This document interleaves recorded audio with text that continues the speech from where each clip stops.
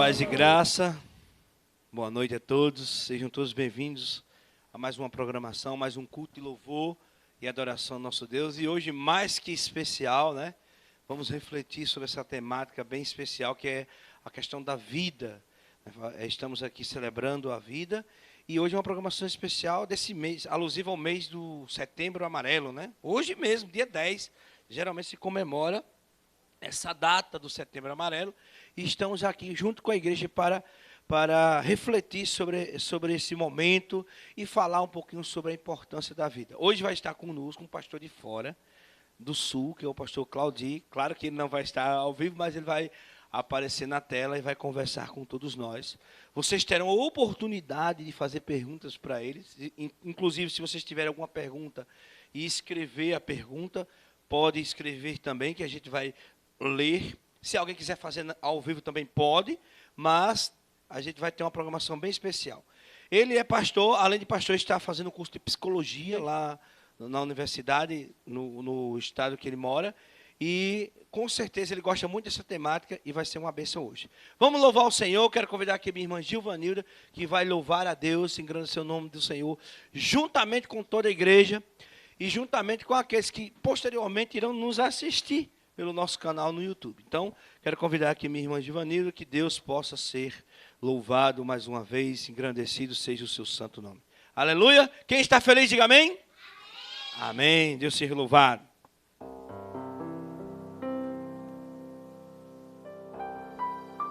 Boa noite, salve da igreja com a paz do Senhor. Vamos começar louvando com o hino Ele Não Desiste de Você.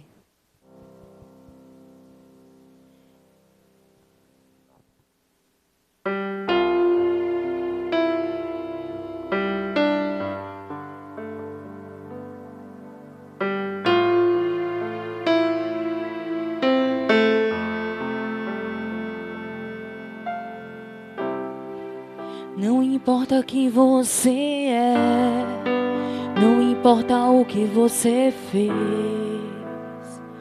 Jesus conhece o seu interior também. Quantas vezes você caiu tentando acertar, mas a tristeza e o desespero te fizeram chorar. Não importa pra onde você foi, se na escuridão da noite Ele apaga o seu passado e não desiste de você.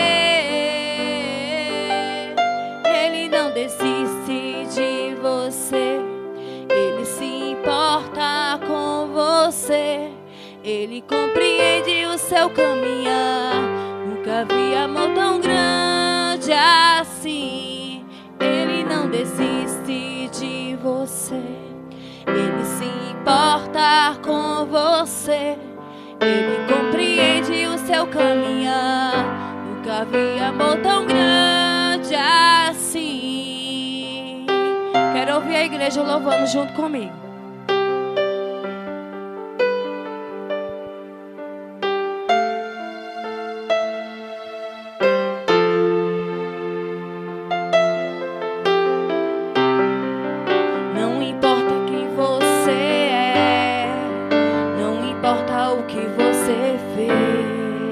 Jesus conhece o seu interior.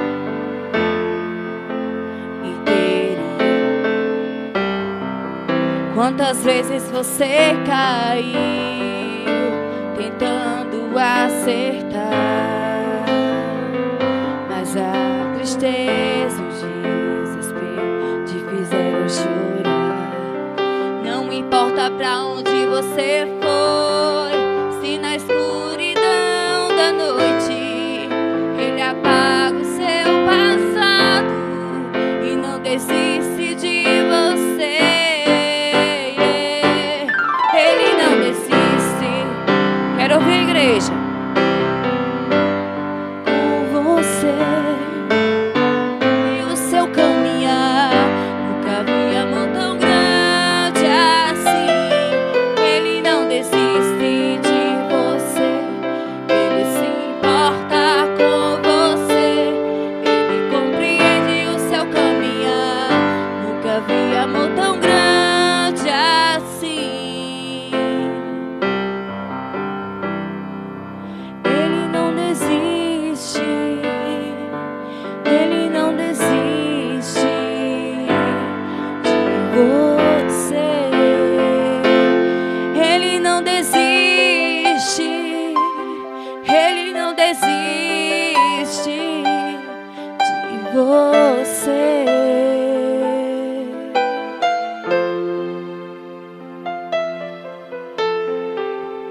Amém? Quem está feliz, diga amém. Amém, né? Quero ouvir a igreja louvando junto comigo. Vamos agora continuar louvando com o hino Não Pare.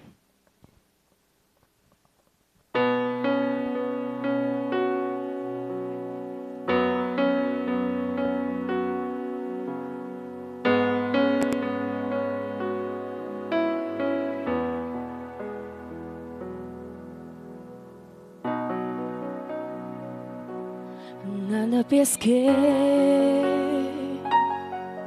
parecia ser apenas mais um dia como qualquer outro. Estava cansado, sem forças, desanimado. Decidida, larga tudo e parar. Deus conhece tua estrutura, sabe o que está fazendo. Mesmo que seja difícil, não pare, Ele está vendo. Colheu todas suas lágrimas e mandou te falar. Pega o que Ele te entregou e volte para o mar, que é o teu lugar. Quem mandou largar a rede, quem mandou você parar, volte para o mar alto. No lugar da tua vergonha eu vou te honrar. Quem mandou largar a rede, quem mandou você parar, volte para o mar alto. No lugar da tua vergonha eu vou te honrar. Filho, eu vou te honrar.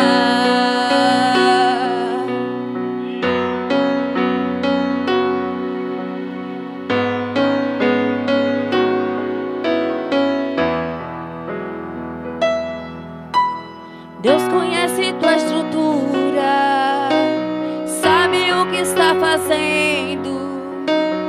Mesmo que seja difícil, não pare, Ele está vendo. Colheu todas as tuas lágrimas e mandou te falar. Pegue o que Ele te entregou e volte para o lar.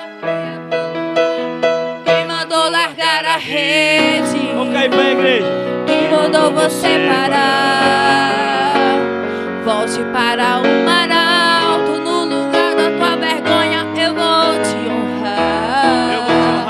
Quem mandou largar a rede, quero ouvir a igreja. Quem mandou você parar, volte para o mar alto. No lugar da tua vergonha eu vou te honrar.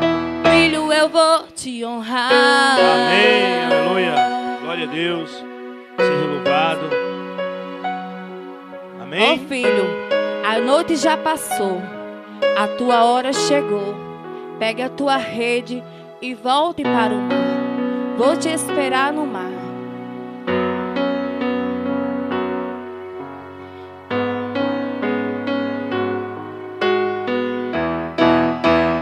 Quem mandou largar a rede, quem mandou você parar, volte para o mar alto. No lugar da tua vergonha eu vou te honrar. Quem mandou largar a rede, quem mandou você parar, volte para o mar alto. No lugar da tua vergonha eu vou te honrar. Filho, eu vou te honrar. Glória a Deus, Senhor. Amém. Amém. Quero convidar a minha mãe, Maria de Fátima, para junto com a igreja fazer uma oração. Essa igreja bonita que está aqui essa noite reunida. E que essa mensagem seja uma mensagem para o seu coração essa noite. Não pare, porque Deus está contigo. Pode ter essa certeza. Amém? Vamos orar. Boa noite. Sal da igreja com a paz do Senhor. Amém. Abaixamos nossas frontes para fazermos orações. Oremos. Querido Deus, amado Pai, aqui estamos, Senhor Deus, diante de Ti, para Te agradecer, Senhor Deus, por cada família que está aqui, meu Pai. Abençoa, Senhor, aqueles que não puderam vir, meu Pai. Que o Senhor venha, Senhor Deus, com o teu poder e a tua misericórdia, fazendo, Senhor Deus, um milagre na vida de cada um, daqueles que estão precisando de uma cura neste momento, não só fisicamente, primeiramente a espiritual. Pai, te agradeço por tudo e por todos. Nos abençoa, nos guarda no livro do mal, Senhor. Abençoa o pregador, Senhor Deus, que o que ele vier falar aqui, Senhor Deus, não seja dele, Senhor Deus, que venha, Senhor Deus, sair, Senhor Deus, da tua boca, Senhor Deus, do poder do Espírito Santo, para que possamos, Senhor Deus, aprender, Senhor Deus, a cada dia mais, Senhor, e que possamos, Senhor Deus, botar em prática tudo aquilo que o Senhor nos ensinou. Nos abençoa, Senhor Deus, dai, Senhor Deus, uma ótima semana, Senhor Deus, na proteção dos teus anjos. Abençoa aqueles que estão, Senhor Deus, enfermos no leito dos hospitais, os que estão em casa, meu Pai. Te agradeço, Senhor Deus, pela recuperação, Senhor, da minha tia, que graças a Ti, Senhor Deus, está em casa, se recuperando. Também peço, te agradeço pelo meu tio, meu pai, que fez a cirurgia, graças a Ti, Senhor, correu tudo bem.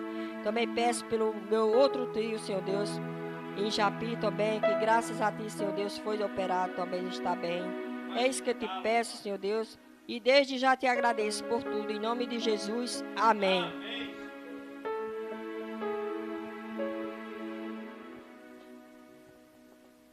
Então, irmãos, agora nós vamos ter ainda um momento especial, né?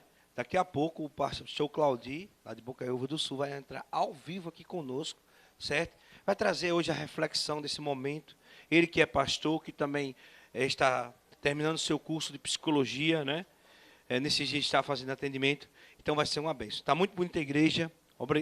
Só que tenho a agradecer a todos que compareceram. Novamente a Ana, Lucas, que está aqui em nosso meio. O restante todos são de casa. Nesse momento nós vamos ter um momento de louvor novamente.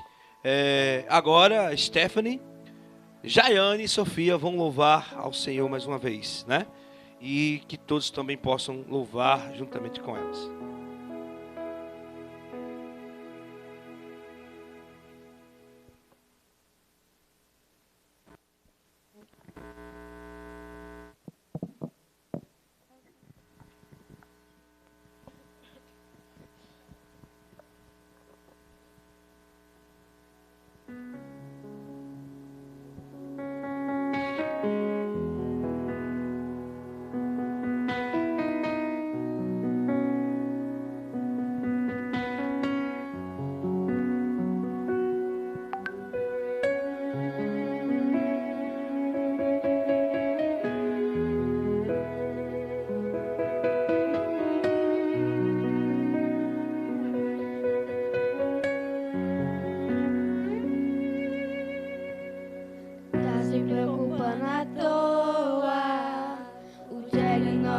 Do homem não significa nada. Tenha calma. Sou eu quem dou a vida, sou eu quem tira a vida e determino o tempo pra curar as feridas. Sou eu quem faço.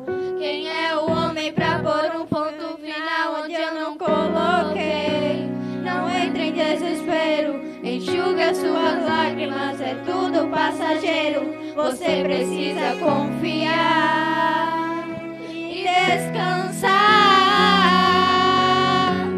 Descansa, quem te prometeu garante. Descansa, esse mal não é pra morte.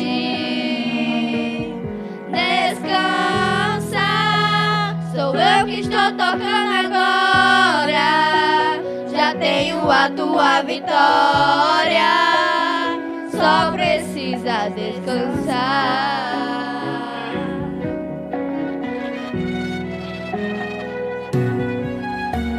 Sou eu quem dou a vida, sou eu quem tira a vida e determino o tempo pra curar as feridas. Sou eu quem faço. Quem é o homem pra pôr um ponto final onde eu não coloquei? Não entre em desespero, enxuga suas lágrimas, é tudo passageiro. Você precisa confiar e descansar.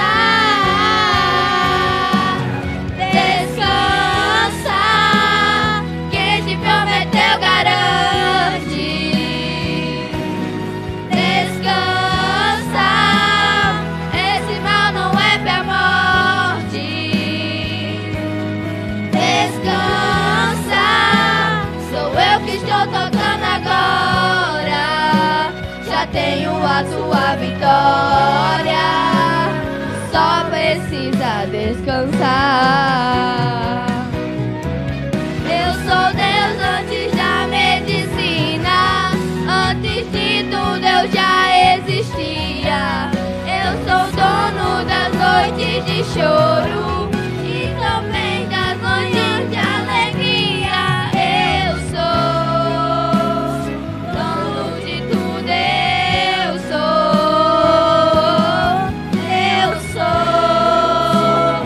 dono de tudo, eu sou. Descansa, quem te prometeu garante.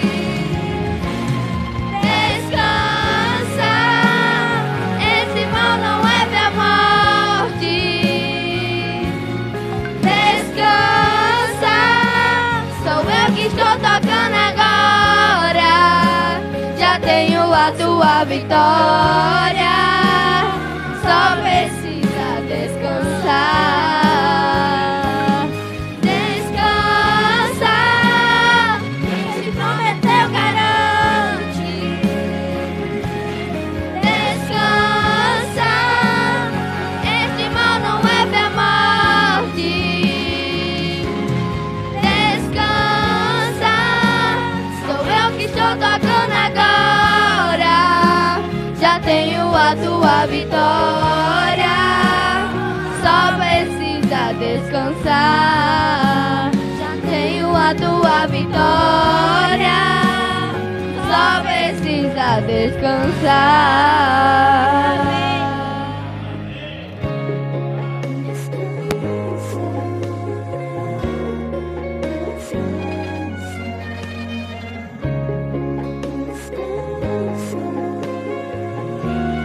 Deus seja louvado, amém, glória a Deus. Que bom que estamos aqui reunidos para louvar e engrandecer o santo nome do Senhor. Agradecer a presença de Emily, que acabou de chegar, Isabel, Larissa e Ana, né? Coisa boa, mais pessoas. E Francinete, que acabou de chegar, agora que eu estou vendo ela, né? Deus seja bem-vinda, né? Irmãos, eu quero aproveitar e pedir a oração por todas as igrejas. Depois eu vou pedir no grupo da igreja posteriormente, para o pai de Isabel, né? Que teve um acidente, né? Stephanie estava me contando. Então vamos orar para ele se recuperar, né? Precisamos ter muita oração. O nome dele, Francisco, né? O nome do meu pai também. É conhecido como Mo, né? O apelido dele, mas que a gente possa orar por ele, que ele está precisando nesse momento. Vamos orar e eu vou aproveitar esse momento para a gente orar por ele. Vamos fazer uma oração. Senhor Deus, visita o Francisco nesse momento. Tua graça, tua misericórdia, teu poder e tua glória, Senhor. Reveste a vida daquele homem, do pai de Isabel, que tanto representa na vida dela. Que o Senhor traga a cura, Senhor Deus. Traga operação na vida dele, ó Deus. Porque tu és os médicos dos médicos. Às vezes, muitas vezes, nós somos desenganados pelos homens. Mas tu és o Deus do sobrenatural. O Deus do extraordinário. Então pode realizar maravilhas em nossa vida. Então vai ser com ele. Visita, Senhor Deus. Que a sua família encontre força. E tenha refrigério em ti para também apoiá-lo. E também orar e conduzir as pessoas que estão envolvidas com ele diretamente. É isso que nós oramos, Senhor. Em nome de Jesus. Amém. Pode Deus nos abençoe. E agora, um momento muito especial. As crianças As crianças agora vão louvar ao Senhor Deus, né? Juntamente com a igreja vai poder ver. Quero agradecer imensamente a Eduarda. Essa lembrancinha, todo ano a gente faz uma lembrancinha e esse ano não poderia passar batido. Só que esse ano foi a Eduarda que preparou, ficou muito bonito, viu? A lembrancinha do Setembro Amarelo vai ser doada. Ela já entrou na igreja, uma bênção, tá vendo? Já está participando à sua maneira, porque cada pessoa tem os dons. Não sei, a Bíblia diz procurar os melhores dons. Não sei se ela ainda tem um dom de cantar, de pregar. Um dia Deus saberá. A gente tem que procurar, né? Mas pelo menos ela já está o dom de servir e foi aqui apresentado. E agradecemos imensamente por essa confecção. E a letra é bem bonita, viu? Só perto para mim, viu, Eduardo, essa letra? Você lembra da letra quando eu dava aula, né? Isabel lembra também, né? Francinete sabe como minha letra é bonita. Emily, não é bonita a minha letra? Tu se lembra dela? Vamos louvar o Senhor.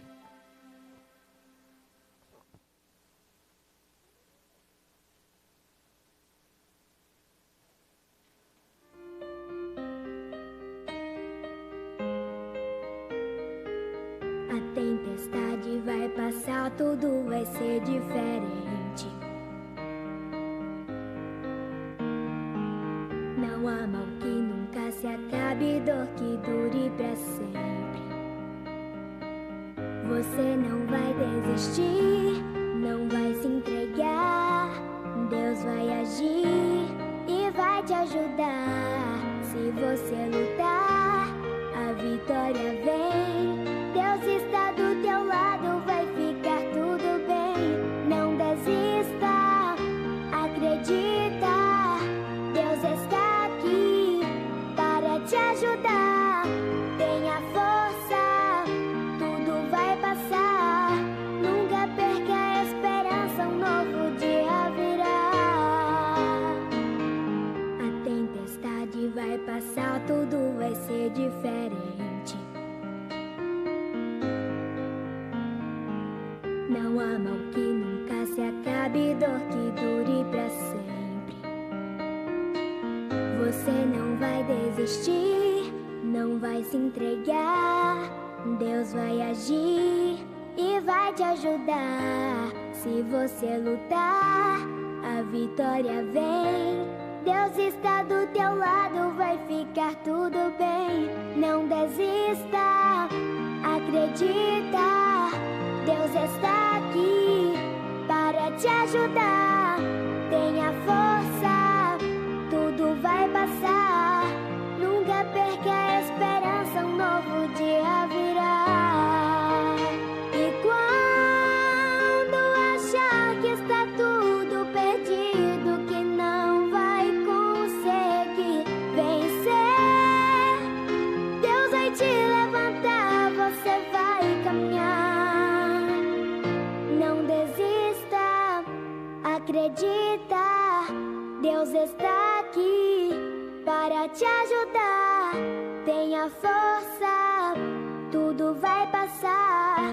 Nunca perca a esperança, um novo dia virá. Mas não desista, acredita. Deus está aqui para te ajudar. Tenha força, tudo vai passar. Nunca perca a esperança, um novo dia virá. Mas tenha força, tudo vai passar. Nunca perca a esperança, um novo dia virá.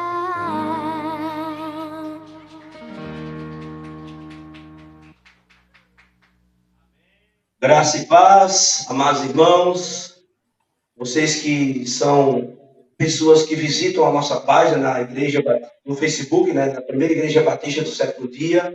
Estamos aqui reunidos em São Bento, Trairi, e hoje temos uma participação especial do nosso irmão, pastor Claudio Oliveira, né, que está aqui conosco, que vai trazer uma fala especial, tendo em vista que estamos aqui fazendo uma programação alusiva ao Setembro Amarelo, celebrando a vida.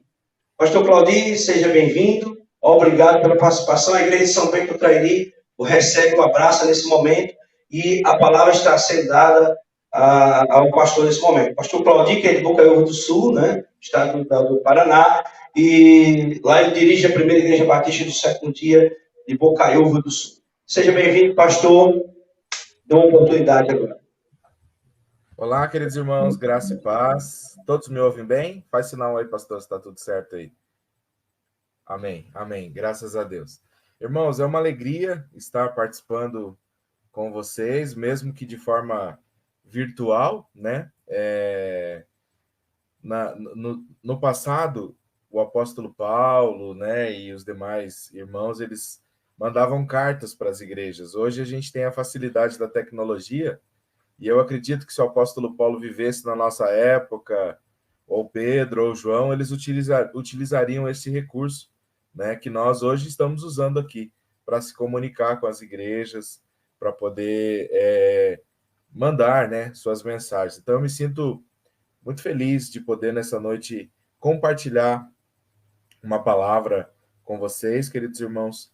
O irmão Gilvão, o pastor Gilvão já me apresentou, mas eu queria só, né, mais uma vez aqui reforçar algumas informações. Então, para quem não me conhece, eu me chamo Claudio Oliveira, eu sou pastor da Igreja Batista Sétimo Dia aqui na cidade de Bocaiúva do Sul, no Paraná, né? Nesse momento aqui está fazendo 15 graus, né? Então é um lugar mais friozinho. Eu sei que aí no Rio Grande do Norte é calor, né? Eu já tive o privilégio de estar na igreja do pastor Eli algumas vezes, mas não conheço ainda São Bento do Trairi. Espero que um dia Deus nos dê a oportunidade de estar com os irmãos aí. E espero também um dia poder receber vocês aqui em Bocaiúva. A nossa igreja hoje ela conta com aproximadamente 200 membros aqui. Nós temos uma igreja em crescimento, graças a Deus. Temos um bom grupo de jovens, de adolescentes. E quando for possível, será uma alegria receber vocês aqui na nossa igreja, tá bom? Eu sou formado em teologia, né, pelo Time da nossa igreja, e aí fiz a validação pela Unicesumar, então eu tenho o curso de bacharel em teologia pela nossa igreja, e atualmente eu estou no 8º ano do curso de psicologia, né? Estou cursando psicologia atualmente, tudo isso no intuito de servir melhor ao Senhor, de poder ter mais ferramentas para servir melhor na obra do Senhor. O pastor Giovanni me convidou para falar um pouquinho sobre o Setembro Amarelo, né, sobre a campanha contra o suicídio. E é muito importante a gente abordar esse tema, falar sobre esse tema.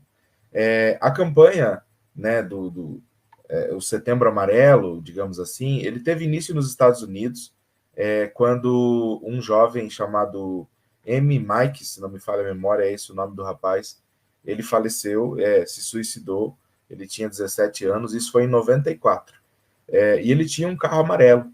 E aí, então, a família do M, elas começaram a distribuir fitas amarelas para as pessoas, né, como uma forma de falar do suicídio, prevenir o suicídio e tudo mais. Então, a campanha, na verdade, ela inicia nos Estados Unidos e depois ela se espalha para vários outros países. No Brasil, em 2015, que foi instituído, então, o mês de setembro, né, de 1 a 30 de setembro, como o mês da prevenção ao suicídio. E por que é importante a gente falar sobre esse tema? Por que é importante a nação brasileira se mobilizar sobre esse assunto? Eu vou trazer alguns dados agora para vocês perceberem o quanto essa questão do suicídio é um problema de saúde mundial e que precisa realmente ser discutido, ser tratado, porque realmente ela afeta muitas pessoas. A cada 40 segundos, então se a gente contar aqui 40 segundos, ou seja, meio minuto mais 10, uma pessoa se suicida no mundo todo. Então, a cada 40 pessoas, uma pessoa, né, a cada 40 segundos, uma pessoa tira a própria vida. No Brasil, por dia, 38 pessoas tiram a própria vida. Então, perceba que é um número realmente muito, muito alto, né?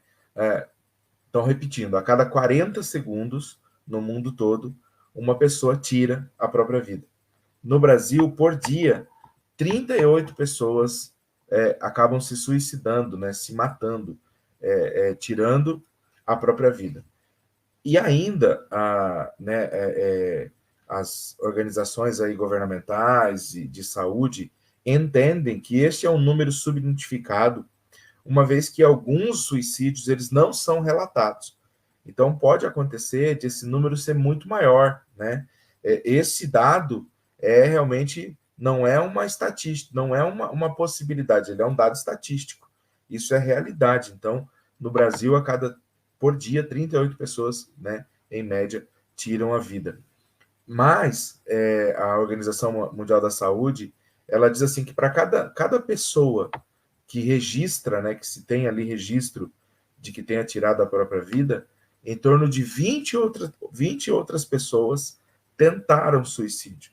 Então perceba que 38, no Brasil, no caso, 38 consegue, mas para essas 38, mais 20 pessoas, cada pessoa, né, tenta e acaba não conseguindo. Às vezes o familiar chega a tempo de socorrer, às vezes a forma que a pessoa escolheu de se suicidar ela não é efetiva e, graças a Deus, né, acaba não conseguindo levar adiante ali, né, o seu suicídio. Então, é um número realmente muito alto. E entre os jovens e adolescentes há uma preocupação muito grande, no Brasil especialmente, porque nos últimos anos houve um crescimento muito grande do número de jovens e adolescentes. Entre 15 e 29 anos, o número de suicídio entre jovens, ele dobrou, né? São números realmente bastante preocupantes aí que as entidades voltadas para a saúde têm discutido, têm analisado, né, e tratado, né, ao redor do mundo essa questão. Então, veja que é um problema de saúde mental, né? É um problema que envolve várias questões, que não é uma questão tão simples assim quanto a gente pensa de se resolver, porque ela não tem uma linearidade, ou seja, não tem um padrão, né? Às vezes a gente pensa assim, a pessoa que se suicida, todo mundo que se suicida segue um padrão. Não é verdade. Você, com certeza, já deve ter visto que pessoas muito bem-sucedidas acabam tirando a vida, pessoas não tão bem-sucedidas, ou seja, às vezes uma pessoa que não tem uma condição de vida tão boa, também tira a própria vida. Pessoas doentes, seja uma pessoa que tem alguma doença física ou até uma doença emocional, tiram a vida. Pessoas que não têm nenhum tipo de doença, nem física, nem mental, também acabam tirando a própria vida. Pessoas dão sinais que vão se suicidar, outras simplesmente não dão sinal nenhum, não aparentam que são capazes de fazer, acabam fazendo, né? Ou seja, infelizmente não existe um padrão, né? Que bom se existisse esse padrão, porque aí, de alguma forma, poderia ser criado mecanismos, né? Para poder identificar esse padrão, trabalhar e prevenir de uma forma mais efetiva. Mas, infelizmente, não existe esse padrão, né? E aí, então, se torna mais difícil de você criar uma prevenção. Então, existem várias formas de prevenir, né? Mas, efetivamente, não existe um padrão para aqueles que acabam cometendo suicídio, infelizmente, né? Mas eu vou falar um pouquinho aqui, antes de falar, né, dessas possibilidades, né, daqueles que acabam cometendo suicídio, embora não haja um padrão, existem algumas coisas que podem ser feitas para serem prevenidas. Mas, em especial, como nós estamos num meio cristão, é muito bom a gente abordar esse tema, porque por muito tempo houve um preconceito muito grande, e ainda há um preconceito muito grande na igreja para questões de saúde mental, né? E, infelizmente, a questão do suicídio ela está relacionada a um problema psíquico, a um problema mental, né? Ou seja, a pessoa muitas vezes não sabe lidar com alguma situação de vida, um excesso de preocupação, uma culpa muito grande, uma ansiedade generalizada, uma depressão, uma tristeza muito profunda, alguma situação traumática que ela viveu, a perda de um ente querido, um término de um casamento, enfim, as mais variadas situações podem levar o indivíduo, né, a tirar a própria vida. E a igreja, muitas vezes, ela não soube lidar, e ainda hoje, infelizmente, existe um preconceito com pessoas que muitas vezes apresentam algum tipo de transtorno mental ou algum tipo de adoecimento, né, psíquico. Veja, quando alguém de repente se apresenta lá dizendo que está com depressão ou que está com ansiedade, alguma coisa assim, a gente ouve comentários do tipo, isso é falta de Deus, né? Irmãos, tem que orar mais, né? E é claro que nós sabemos que Satanás, ele é um usurpador, ele se aproveita, né, da nossa fraqueza.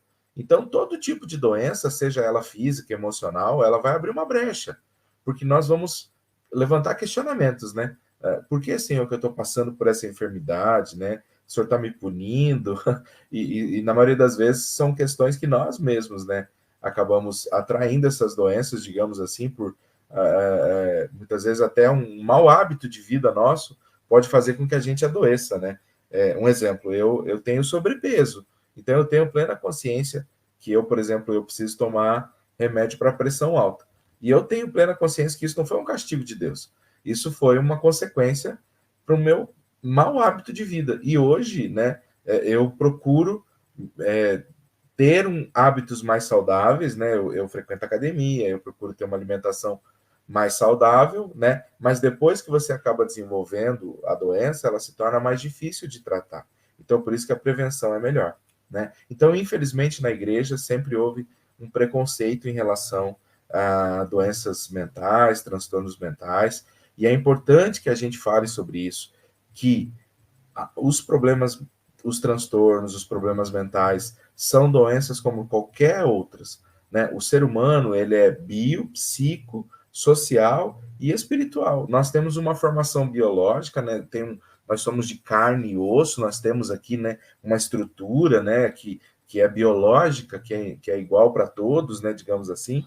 Nós temos uma estrutura ali psíquica, né, que é a nossa mente, nosso comportamento, digamos assim.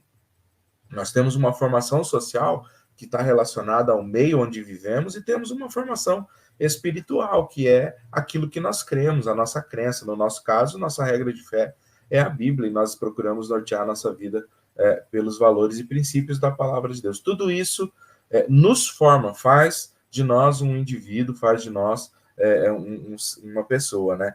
E assim como a gente pode adoecer biologicamente, digamos assim, a nossa carne, nossos órgãos adoecem, nosso psíquico também pode adoecer, né?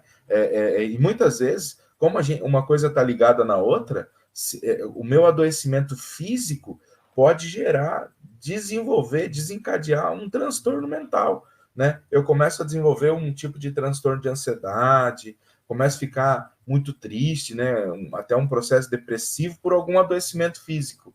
Do contrário também, né? A depressão pode fazer com que eu sinta dores no meu corpo, no meu físico, né? Que a gente chama de psicossomático. O meio que a gente vive pode adoecer a gente, ou seja, a sociedade, né? Pode levar a gente a esse adoecimento, essa pressão que a gente vive, né? De ter que vencer, de ter que estudar, de ter que trabalhar, de ter que se relacionar. Tudo isso também, muitas vezes, faz com que a gente adoeça, né? Louvado seja Deus pelo Santo Espírito que nos redime e que nos cura, né? Louvado seja o Senhor. Mas, então percebam, assim como nós podemos, infelizmente, desenvolver uma diabetes, uma pressão alta, um problema cardiológico, ninguém está imune a desenvolver algum transtorno mental, algum adoecimento mental. E isso não significa que a pessoa não tenha fé, ou que não tenha Deus, ou que ela não esteja orando o suficiente. Então, da próxima vez que você ouvir alguém dizendo assim, depressão é falta de Deus, esse negócio de ir no psicólogo é falta de Deus, é falta de oração, vai orar. Você vai dizer para a pessoa assim, pois e aí? Quando a pessoa fica doente do coração, é falta de Deus? Quando ela acaba desenvolvendo diabetes, e aí tem que tomar um remedinho lá todo dia, né? É falta de Deus? Não é falta de Deus. São situações da nossa vida, né? A nossa constituição que muitas vezes faz com que a gente adoeça. Então é importante a gente pontuar, deixar claro esse ponto em primeiro lugar. Agora, eu quero que você perceba que mesmo os grandes personagens bíblicos, eles passaram por situações de adoecimento emocional, né? De momentos de tristeza, que hoje seriam diagnosticados, né, como depressão, como ansiedade e até como um comportamento suicida, né? Eu quero compartilhar com você aqui alguns personagens bíblicos para você perceber que até mesmo os grandes personagens bíblicos enfrentaram esses momentos assim de adoecimento, né? A gente poderia começar falando, por exemplo, sobre Ana. Quando você medita na história de Ana, né, a Ana ela não podia ter filhos. A Bíblia vai contar essa história lá no livro de 1 Samuel. Ela era uma mulher temente a Deus, anualmente ela ia ao templo, mas ela não conseguia ter filhos. E aí, para piorar a situação, o seu marido, né, seguindo a lei da época, ele casou novamente para poder ter um filho. E a outra mulher, a Penina, ela perturbava a pobre da Ana, e ela tirava a paz da Ana. E aí chegou um momento que a Ana, a Bíblia diz assim, que ela só chorava, não queria se alimentar e ela se isolava. Então, isso nos nossos dias poderia, né, numa escala leve, talvez, ser diagnosticado como um início de depressão ali, né? Porque ela estava passando por um momento assim de uma tristeza profunda, ela não tinha mais vontade de se alimentar, só chorava, porque aquilo que ela desejava, ela não conseguia fazer. E veja, ela era uma mulher que orava, né? Ela era uma mulher que buscava o Senhor. Um outro caso, que aí eu quero especialmente falar sobre a questão assim, de um comportamento de alguém que poderia ser diagnosticado até como um comportamento suicida, é Elias. E aí eu quero ler um texto bíblico, se você tiver aí a sua Bíblia e quiser acompanhar o texto, eu quero ler 1 Reis, capítulo 19, né? Se você tiver a sua Bíblia aí e quiser ler comigo, 1 Reis, capítulo 19, vai mostrar o profeta Elias. Olha, um homem usadíssimo por Deus, mas que passou por um momento bastante delicado na caminhada de fé dele e que teve ali um comportamento suicida. Então, 1 Reis, capítulo 19, a partir do versículo de número 1, diz assim: Acabe fez saber a Jezabel tudo quanto Elias havia feito, e como matara todos os profetas à espada. Então Jezabel mandou um mensageiro a Elias a dizer-lhe: Façam-me os deuses como lhe aprouver, se amanhã a estas horas não fazer a tua vida como fizestes a cada um deles. Então você lembra que o Elias, né, ele lutou com os profetas de Baal, né? E a Jezabel, ela era uma seguidora de Baal.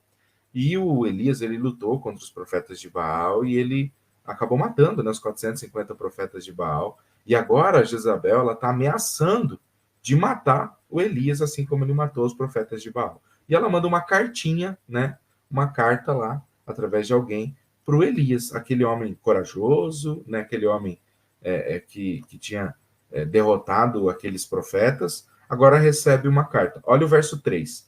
Temendo, pois Elias levantou-se para salvar a sua vida. Preste atenção nisso aqui, ó.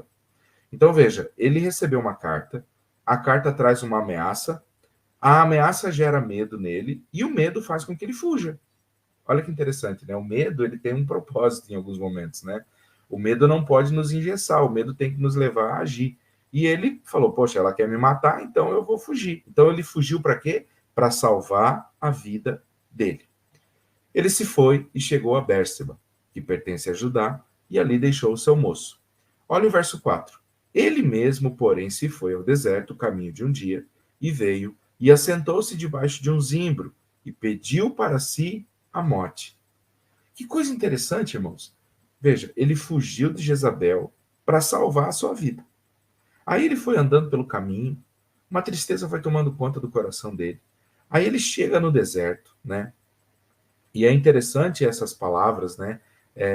Foi pelo deserto, né? Se assentou, né? São palavras que também vão demonstrando um certo comportamento, não só uma descrição da história, mas um comportamento, né? Vai pelo caminho, aí ele chega num deserto. Deserto é lugar de solitude, deserto é lugar de secura, deserto é lugar de escassez. Então ele chega num lugar, ele se retira para um lugar de secura, um lugar de escassez, um lugar onde ele quer ficar isolado. Claro, ele está fugindo, ele quer se esconder, mas será que esse era o melhor lugar para ir, né? E esse é um comportamento, muitas vezes, de alguém que está planejando alguma coisa, ele vai se isolando, ele vai se escondendo, né? E aí ele vai lá e ele chega nesse lugar, e esse homem que fugiu para salvar a vida, agora ele pede a morte para si, né? E aí ele diz assim, ó, basta, toma agora, ó Senhor, a minha alma. Que interessante, né? E aí o texto vai continuar dizendo assim que ele deitou, dormiu, aí o anjo acorda ele, dá alimento para ele, ele volta, dorme de novo, né? Depois ele vai lá, se enfia numa caverna, e tudo isso é muito simbólico, irmãos, porque essa atitude dele de deitar, dormir, demonstra ali uma depressão, uma tristeza muito profunda que tomou conta do coração de Elias e fez com que ele fosse para essa caverna, né?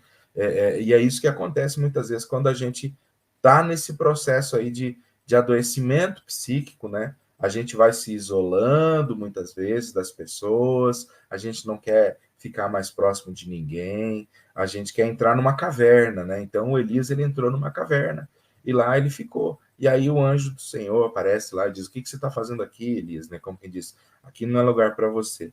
Então veja, a gente está falando de um santo homem de Deus, um dos maiores profetas do Antigo Testamento, que teve um comportamento suicida. Ele pediu a morte para si, irmãos, né? Ele pediu a morte. Então, a gente acha que isso é uma coisa, é falta de Deus, é pecado. Claro, atentar contra a vida realmente é algo que desagrada ao Senhor, né? É algo que ofende a Deus, que é o doador da vida. Mas nós não podemos achar que estamos imunes a isso, né? Nós temos que pensar que nós precisamos de ajuda se a gente estiver passando por essa situação. Neste caso aqui, Deus foi ao encontro de Elias e o ajudou a sair daquela caverna. Hoje nós temos recursos, né, que Deus deixou, assim como para tratar o coração tem o cardiologista, para tratar os ossos tem o ortopedista, né? Para tratar as doenças psíquicas, emocionais, nós temos os psicólogos, os psiquiatras, os medicamentos, que podem nos auxiliar a sair dessa situação, a se encontrar, a enxergar a vida numa perspectiva diferente. Então, o caminho não é se isolar, o caminho é procurar ajuda, né? Eu poderia citar tantos outros exemplos aqui, mas eu só vou citar, não vou ler a palavra para mim não me estender muito. Mas Davi também, no momento que ele estava fugindo de Saul, ele se enfia numa caverna, né? A caverna de Adulão. Quando a gente olha a história do apóstolo Paulo, por exemplo, ele fala assim em 2 Coríntios capítulo 4, se não me falha a memória, é isso mesmo, 2 Coríntios 4, ele fala assim no verso 8, que eles enfrentaram tanta luta na Ásia que eles quase desesperaram da vida, né? Que eles quase desistiram da vida, né? Ou seja, a luta foi tão grande que eles chegaram a um ponto assim que eles acharam que não iam continuar vivendo, né? Ou seja, estavam desistindo mesmo de viver, a vida ali estava difícil. Ou seja, os grandes personagens bíblicos passaram por situações, passaram por dificuldades. Então não pense você que eu ou você ou que pessoas que nós conhecemos também não vão enfrentar momentos assim. Infelizmente, essa é uma realidade. Como eu disse, nós somos bio, psíquico, né, social e espiritual. E nós não estamos imunes a esse adoecimento psíquico, né? Nós temos que procurar ajuda. Se nós percebermos alguma atitude, né, aí, de repente, de que a gente está começando a ficar muito triste e pensando muito, né? Pensando muito na morte, a gente deve sim procurar ajuda. Tem uma autora muito interessante chamada Anna Sui. Ela tem um texto que eu quero ler um pedacinho aqui para os irmãos, para eu encerrar essa minha fala, que ela fala o seguinte: toda pessoa viva já pensou na morte. E você já reparou como a Bíblia fala da morte, né? Há tempo de nascer, tempo de morrer, né? Ou seja, não é uma coisa tão distante, né? Então, toda pessoa viva já pensou na morte. Pensar na morte faz parte da vida, né? O que diferencia alguém vivo de alguém morto é que o vivo ainda não morreu. Vida e morte são coisas claramente separadas, apenas nas palavras, né? O que separa a morte da vida? As palavras, né? Viver é morrer um pouco a cada dia. Quem já não ouviu essa frase? Então, morrer é parar de morrer. Viver é morrer um pouco a cada dia. Morrer é parar de morrer. Daí ela diz assim: uma vez, uma aluna minha do curso de psicologia disse que o problema da vida é que a gente nasce morrendo, né? A gente nasce com um desejo muito grande de viver, mas a cada dia que a gente vive, a gente também está morrendo um pouquinho. A gente está caminhando em direção à morte, né? Assim, pensar na morte faz parte da nossa constituição psíquica. É normal, não tem nada de errado com quem pensa na morte. Porém, a gente não pensa na morte de uma forma uniforme ao longo de toda a vida. Pensar na morte não é errado. Errado é você ficar o tempo todo pensando na morte, né? E imaginando e planejando. Então, aí que está o problema, né? Agora, você pensar assim, poxa, um dia eu posso morrer. Isso é uma realidade, eu acho que todo mundo pensa, né? Alguns não gostam nem de pensar, mas outros pensam, né? Como será que vai ser depois que eu morrer e tal, né? E aí ela continua dizendo assim, ó, se tem um tempo onde é mais comum pensar na morte, esse tempo certamente é a adolescência. Isso porque na primeira infância a gente vive como se fosse objeto do outro. Sou da mamãe, sou do papai, sou da Dinda, dizem os bordados nos macacões e babadores que os bebês usam. Quer dizer, somos do outro. É no fim da infância e no começo da adolescência que vamos tomando posse do nosso corpo. E só aí que vamos entendendo inconscientemente, né, que nós pertencemos a nós mesmos. Se por um lado isso pode ser libertador, pois se eu sou de mim mesmo posso fazer o que quiser da minha vida, por outro lado isso pode ser vivido como pura angústia. Ou seja, eu não sou de ninguém. Então, não há ninguém por mim. O encontro com essa descoberta em torno da liberdade, próprio da adolescência, pode levar vários jovens a imaginarem como seria sua morte e como seria a reação das pessoas diante da morte dele. E pode levar os jovens ao desejo de morte. Não como quem quer morrer, mas como quem quer levar o outro a sentir a sua falta. Então, ela diz assim, né, que um jovem que muitas vezes se mata, ele não quer dizer que ele em si queira acabar com a vida dele. Mas, no fundo, ele quer que os outros experimentem a falta dele, né? É uma coisa complicada da gente compreender. Mas, infelizmente, é uma realidade na adolescência, na juventude. Como que nós podemos prevenir, né, o suicídio? Em primeiro lugar, que bom que hoje eu estou falando com pessoas que têm fé em Cristo Jesus. A oração, a comunhão, a igreja, a palavra de Deus, a comunhão com Deus, é o melhor antídoto, sem dúvida, contra todo e qualquer mal deste mundo, né? Essa comunhão com o Senhor, a oração, frequentar a igreja, a comunhão com os irmãos, é fundamental. Segundo lugar, a gente não ter vergonha de procurar ajuda, né? Seja do nosso pastor, seja de um profissional, especialmente de um profissional de psicologia, um médico, e dizer, olha, eu tenho pensado muito em morrer, eu tenho pensado em formas de me matar, né? Então, se você conhece pessoas que falam sobre isso, não adianta você dizer para ela assim, ó, não pense sobre isso, né? Você não deve pensar assim. Procure ajudar essa pessoa a encarar isso de uma outra perspectiva, porque a gente pensa que não deve falar sobre o assunto, e na verdade a gente tem que falar sobre ele, né? E aí, se você acha que você não tem recursos para falar com essa pessoa, então leve alguém até essa pessoa, ou leve essa pessoa até alguém que tenha condições de falar com ela, de orientar essa pessoa. Recentemente, num encontro de jovens que eu estava participando, eu preguei, e no final da pregação um jovem, filho de um pastor, veio me procurar e conversou comigo que ele tinha tentado tirar a própria vida, né? Ele tinha tentado se matar uns dias antes do encontro, e aí então a gente orou, conversou, depois eu conversei com os pais dele, e ele então procurou ajuda, hoje ele está bem, graças a Deus, mas ele disse assim que ele tinha muita dificuldade, porque ele achava assim que ele estava longe de Deus, que ele estava em pecado, por isso que ele estava pensando dessa forma, e aí então ele tinha vergonha de procurar ajuda.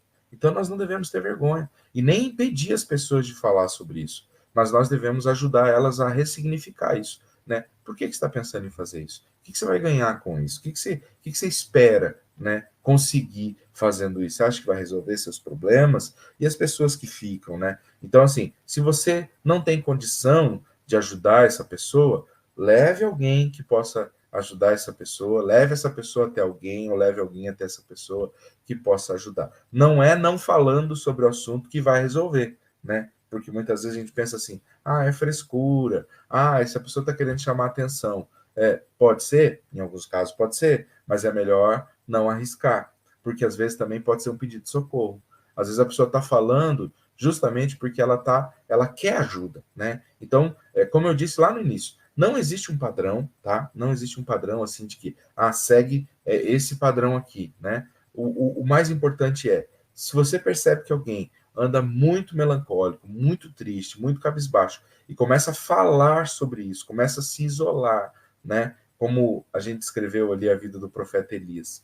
Então, a gente tem que acolher essa pessoa, a gente tem que amar essa pessoa, a gente tem que ajudar essa pessoa, porque ninguém né, está livre disso. Como eu disse, nem mesmo os grandes personagens bíblicos estiveram livres disso, né? E o Senhor fez questão de registrar essas histórias na Bíblia, para a gente ter isso como respaldo, para a gente entender que, infelizmente, nós não estamos livres disso. Amém, irmãos? Agora eu deixo livre, então, se houver alguma pergunta, e depois eu gostaria de orar com os irmãos. Amém, pastor. Isso. Eu vou iniciar aqui as perguntas, porque tem até uma pergunta que fizeram aqui da igreja, e eu, no final, que era mais polêmica, viu? Deixar fora no final. O pastor falou sobre essa questão do sofrimento, e falou de várias situações pelo qual ele pode chegar, bater a nossa porta.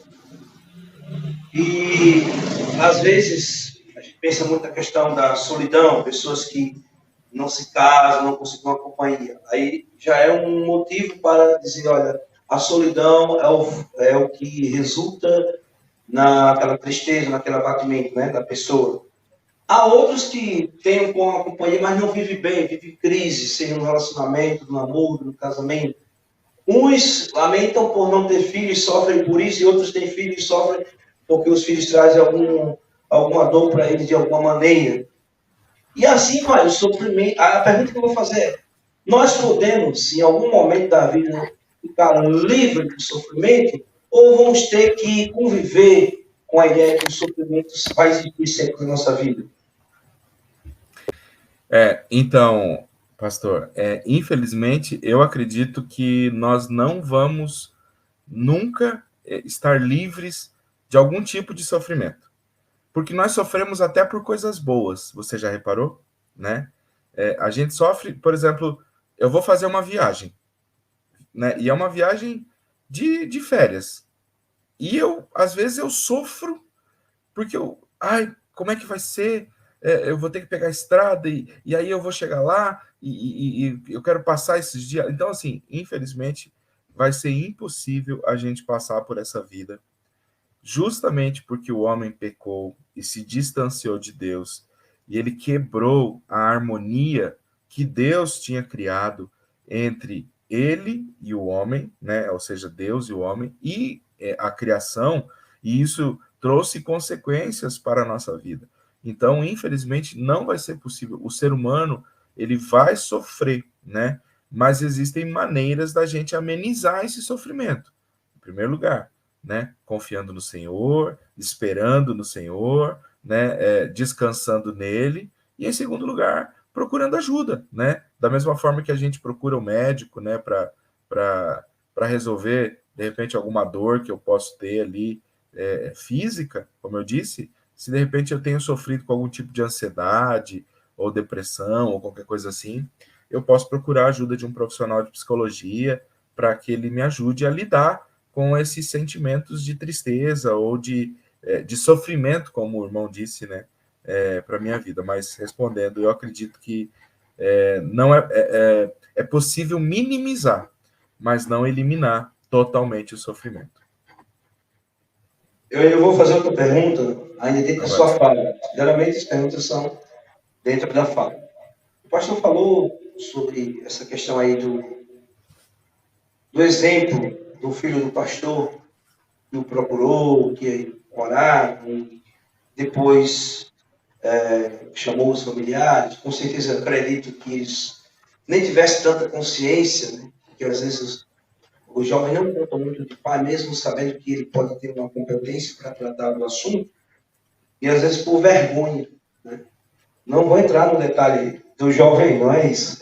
Para saber o seguinte, são vários fatores que levam à vergonha, algo que a gente pode estar achando que diante da sociedade e também diante da igreja, por ser exatamente um jovem da igreja, está cometendo muito pecado e tem que sentir vergonha de falar sobre aquela situação, né? Às vezes ele não quer falar, porque talvez ele nem confie isso que eu quero chegar. Outras vezes, pelo que fez, uma culpa que leva, o pastor até citou isso aí.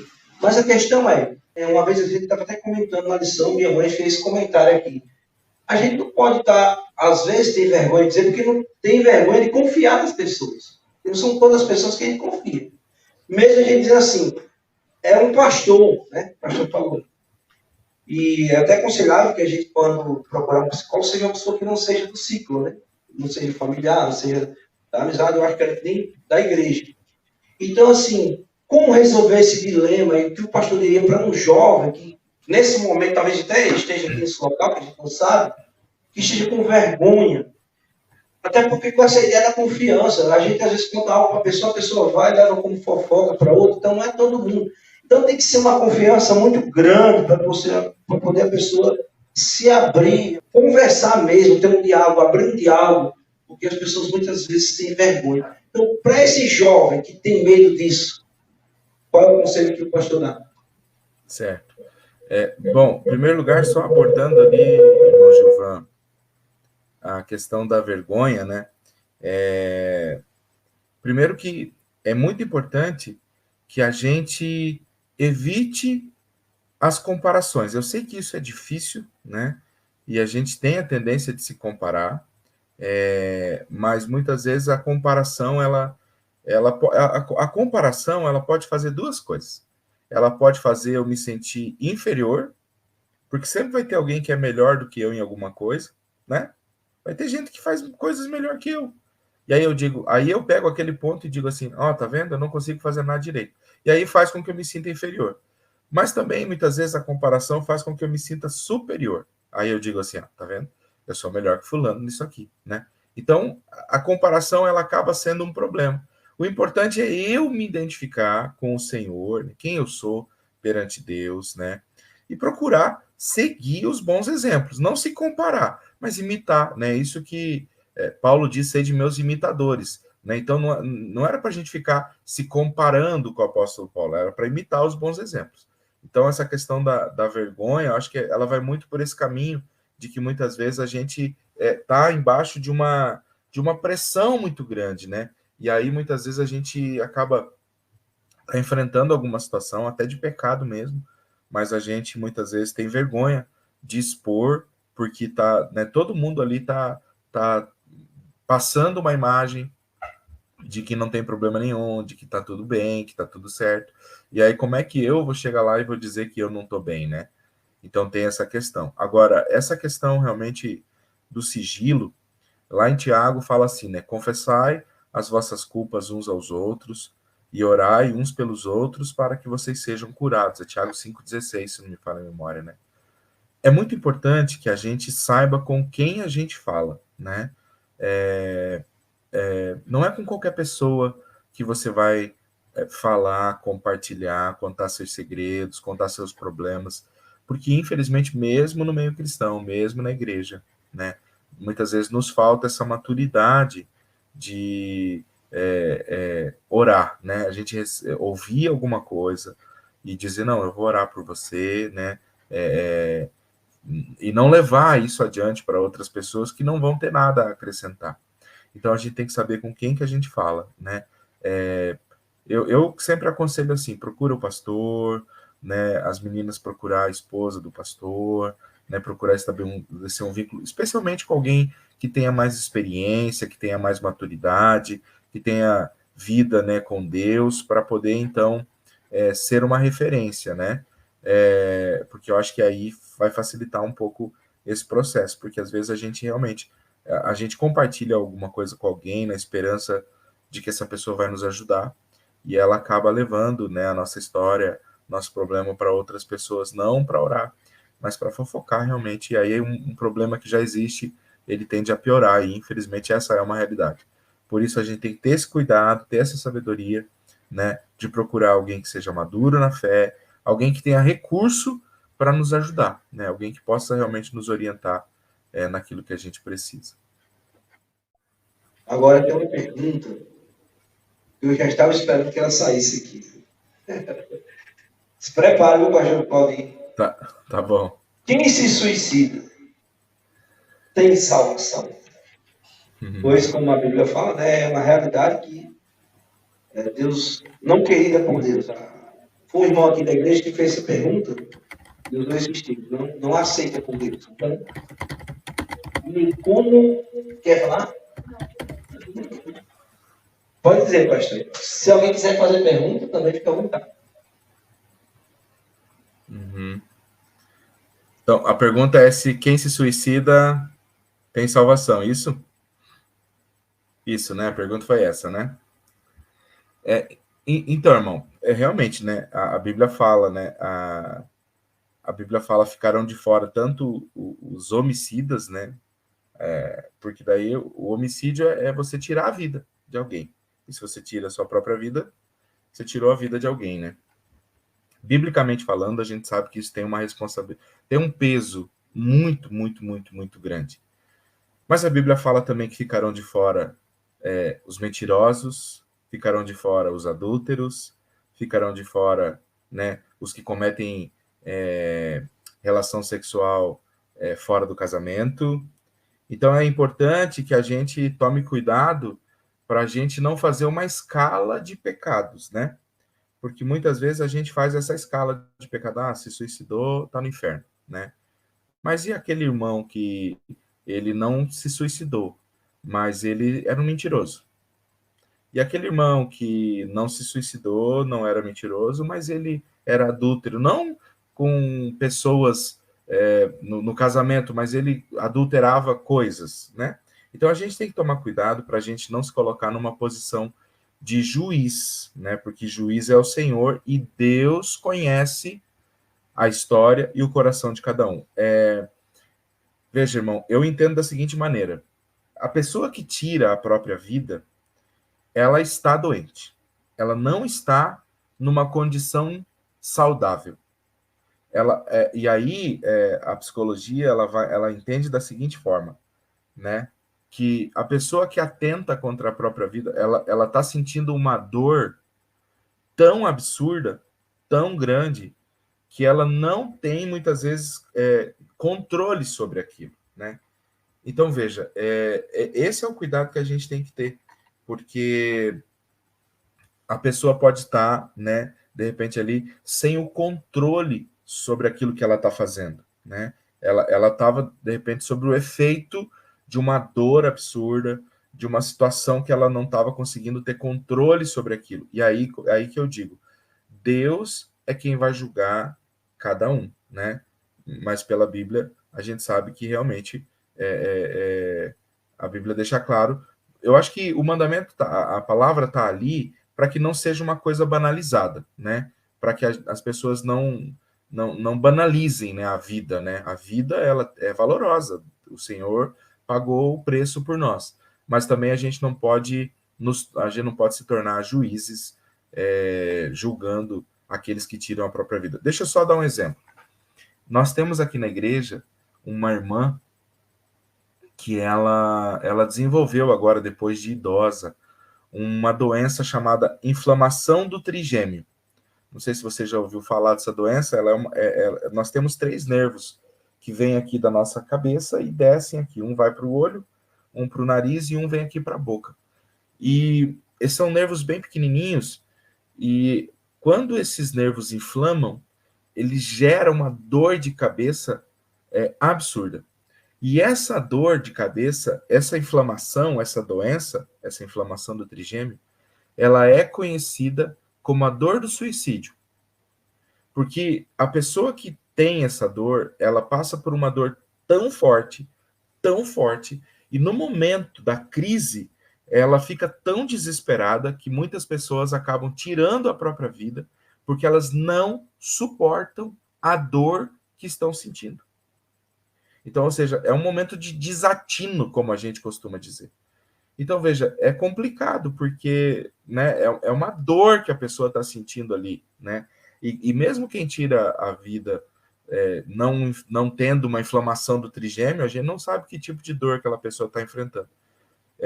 Eu prefiro deixar essa questão com o Senhor, é Ele que vai julgar cada um, né? A gente tem que tomar cuidado com isso. Na realidade, pastor, eu acredito que, chegando a uma conclusão, é como se o texto bíblico estivesse orientando para aquele que, num estado de consciência, eu acho que para a gente aqui é uma novidade, foi bem interessante a sua fala. Eu quero tirar minha própria vida, quem manda na minha vida sou eu.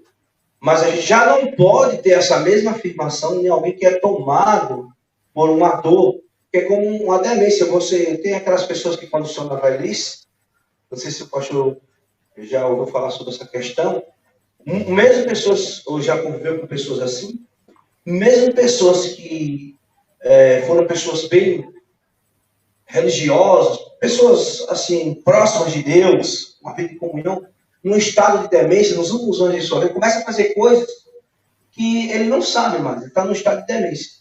Então, a pergunta que se faz é, naquele estado de demência que ele vai estar, ele vai ser responsabilizado do que ele fizer depois dali? Então, eu acho que seria a mesma questão em relação à questão do suicídio. Naquele estágio de dor que ele, o pastor usou uma palavra, mas eu esqueci, não foi demência, mas ele estaria fora de si, uma disjunção, podemos dizer assim, ele vai ser responsabilizado. Aí, como o pastor disse, a gente não pode julgar e deixar com Deus. Ninguém sabe qual foi o motivo. Se ele ainda tiver um estado de consciência, acredito que até no outro momento ele pode se arrepender. Mas no estádio de dor, que ele não tem consciência nenhuma. É uma questão bem interessante, pastor. E eu não sei se alguém na igreja tem. Alguém tem mais alguma pergunta para fazer? Vem aqui, não. Pastor, vem você. Tem um...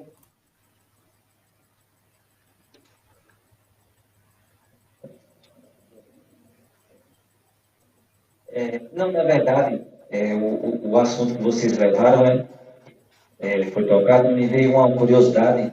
E muitas vezes nós vivemos no nosso dia a dia, né?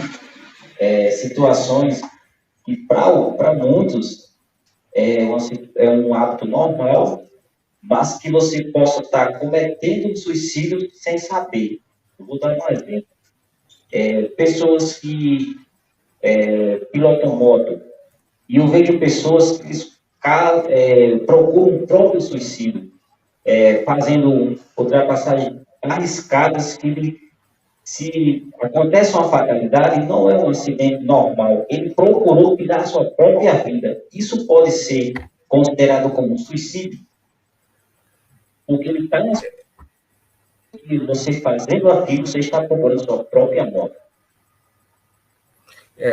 A Bíblia fala assim, né? Não tentarás o Senhor teu Deus, né? Então, assim, toda vez que eu me coloco numa situação de risco, né?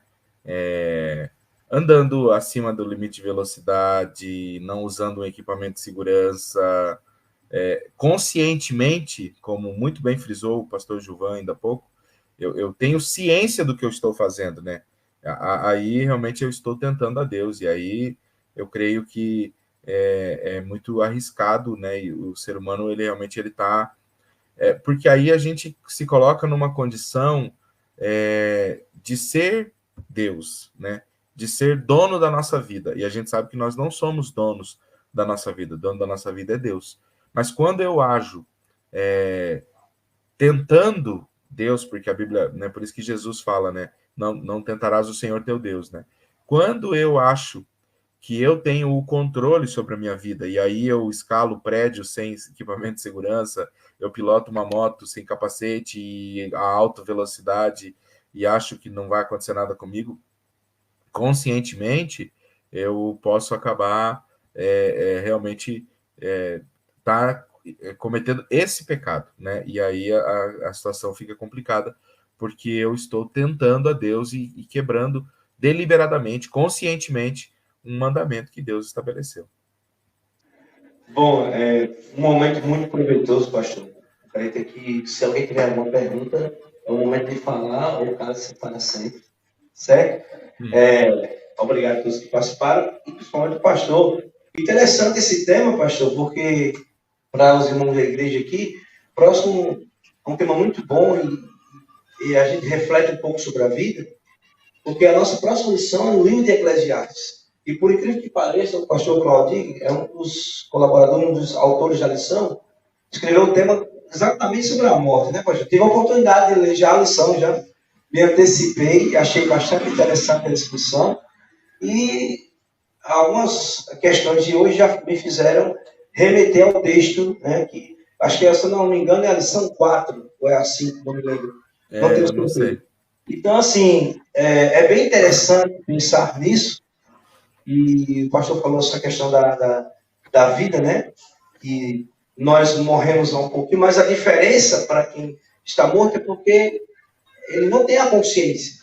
Isso. Para poder fazer, escolher. E nós estamos vivos e podemos fazer escolhas. Em algumas situações, somos dominados por ela, como a gente viu, e não vai ser possível. Pastor, eu convido nesse momento, você pode dar suas palavras finais. As crianças estão chegando aqui no momento, mas o pastor pode, nesse momento, encerrar fazer suas palavras finais e encerrar com a oração. Tá? E a gente só tem a agradecer de coração. Depois a gente vai conversando aí para ver como a gente pode fazer esse momento ainda ser ao vivo. Talvez, quem sabe, no próximo Setembro Amarelo, ou numa programação para jovens, que a gente possa ter um encontro realmente pessoal, né? Que bom que a tecnologia nos facilita isso, mas nada se compara ao contato pessoal. É verdade. Então é isso que eu tenho que agradecer. Deixo agora o pastor das palavras finais. Amém. Oi, crianças. Oi, aqui para quem eu não vi. Então, pastor, eu queria só deixar aqui meu agradecimento a vocês por essa oportunidade de poder compartilhar um pouquinho a palavra de Deus e um pouquinho também, né? Porque eu acho que é tão bom a gente poder falar sobre esse assunto, né? Acho que bom que a igreja está se abrindo para a gente tratar desses assuntos tão importantes. Pastor, eu quero ficar à disposição sua e dos jovens aí, dos irmãos aí da igreja, você tem meu contato. Se alguém dos irmãos aí quiser conversar comigo sobre qualquer assunto, né? De repente, abordar mesmo, olha, pastor, eu estou me sentindo depressivo, eu tenho tido pensamento suicida, não sei, tenho tido ansiedade. A gente pode conversar online com esse jovem, com esse irmão. Então, pode passar meu contato, pastor, para quem precisar aí, tá? Eu estou à disposição mesmo para servir as nossas igrejas aqui pelo Brasil afora. Então, estou à sua disposição, tá, pastor? Pode passar meu contato que vai ser... espero não precisar atender ninguém, mas caso precise, eu terei alegria em poder ajudar e aconselhar, né? Graças a Deus, assim, eu tenho já feito isso com alguns jovens, com algumas pessoas, então quero me colocar à disposição sua, pastor, aí, dos irmãos aí de São Bento Trairi, tá bom? Obrigado por essa oportunidade e vamos orar, então, né? Se os irmãos puderem fechar os olhos aí para a gente poder fazer essa oração em nome de Jesus. Pai, eu quero te agradecer por essa oportunidade que o Senhor me deu essa noite de estar com os irmãos, mesmo que de forma virtual, Senhor Deus, mas assim nós vamos crescendo na graça e no conhecimento do Senhor. Eu oro, Pai, por esta igreja, que o Senhor abençoe a vida do pastor, sua família que está na direção, todos os irmãos que cooperam com ele, Senhor Deus, para o bom andamento da tua obra. E eu oro, Senhor Deus, para que o Senhor esteja blindando a vida de todos os jovens, todos os adolescentes, todas as crianças, todos os irmãos que congregam nesta igreja, que eles tenham saúde, que eles tenham vida e que eles possam cada dia mais parecer mais e mais com o Senhor, Pai. Abençoe essa semana que estamos iniciando, que o Senhor nos guarde, nos proteja em tudo que fizermos, Pai. Nós te agradecemos por tudo, em nome de Jesus. Amém. Deus conhece tua cintura, sabe o que está fazendo, mesmo que seja difícil, não pare, Ele está vendo. Olha todas as tuas lágrimas e mandou te falar. Quero ver igreja, pode parar. Quem mandou largar a rede? Quem mandou você parar?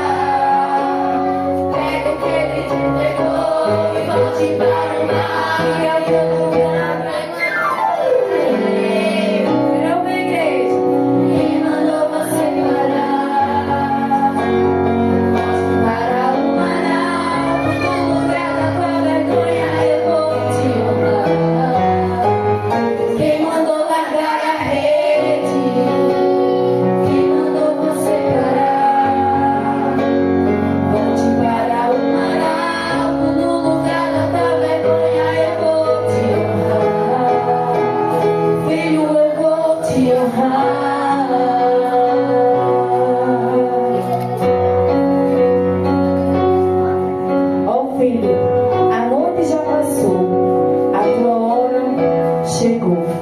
Pega a tua rede e volte para o mar. Vou te esperar no mar.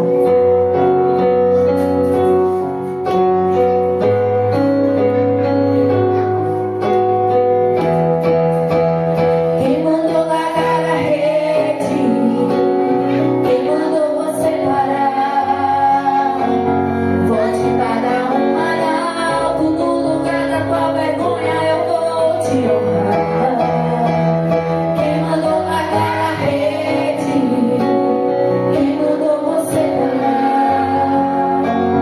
Volte para o mar alto, no lugar da tua vergonha eu vou te honrar.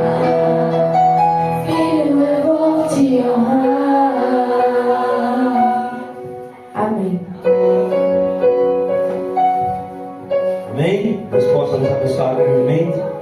Para mim foi uma programação muito emocionante. Eu acredito que tenha sido para vocês. Quem gostou da programação? Amém. Que Deus possa abençoar a vida de vocês grandemente. Quero fazer só uma oração final nesse momento. Despedir vocês com as bênçãos finais. Dizer que agradeço de coração, de verdade, por ter participado dessa linda programação. Vocês é que tornaram ela muito linda. E espero que o que a gente trouxe seja de suma importância para a sua vida, que possa impactar a sua vida. Que você pegue tudo que foi falado aqui, cada palavra, leva para a sua casa, na sua dificuldade, no seu problema, seja cuidado com o seu filho, com sua esposa, seja alguém que está doente, seja uma pessoa que você cuida, seja para o conflito que você enfrenta, seja um momento de solidão, que realmente você possa absorver tudo que foi dito aqui essa noite, que Deus possa abençoar a sua vida. Olha, Senhor Deus, obrigado, Pai, por esses momentos especiais. Obrigado também a aqueles que participaram também na live. Que todas as palavras ditas pelo pastor Claudio, que todas as palavras ditas também pela igreja aqui, que esse momento seja um momento proveitoso para cada um, mas para aqueles que vão ainda assistir essa programação posteriormente, venham alcançá-los. E todos os pedidos e todas as orações que aqui também foram pedidas, que o Senhor vê a dor de cada um, o conflito, que o Senhor possa atender na sua necessidade, no seu dilema, na sua dúvida, no seu conflito. Vem, Senhor, visitar cada pessoa. Não só aqui, mas no seu lar, nas pessoas que sofrem, que padecem, que precisam, Senhor, da tua cura, não só física, mas também mental, também espiritual. Cura essa dor, Senhor, liberta-os e traz de volta, Senhor Deus. Faz com que eles possam pisar em rocha firme. Mesmo que muitas vezes eles tenham se encontrado num lomaçal, num charco de lama, Senhor, levanta-os, coloca, Senhor, uma rocha firme, firma-os os pés, Senhor Deus, para que possa realmente continuar e não parar, Senhor, como diz a canção de hoje, mas continuar firme com a palavra. É o que nós oramos em nome de Jesus. Amém. Recebam do Senhor a graça e a paz do Senhor Jesus, o amor de nosso Deus Pai Criador, a comunhão e as consolações do Espírito Santo de Deus. Todas essas bênçãos estejam e recaiam na vida de todos aqui, daqueles que vierem, daqueles que não vierem, daqueles que nos assistem. Deus abençoe a todos, uma boa noite na presença do Senhor. Deus abençoe. Amém.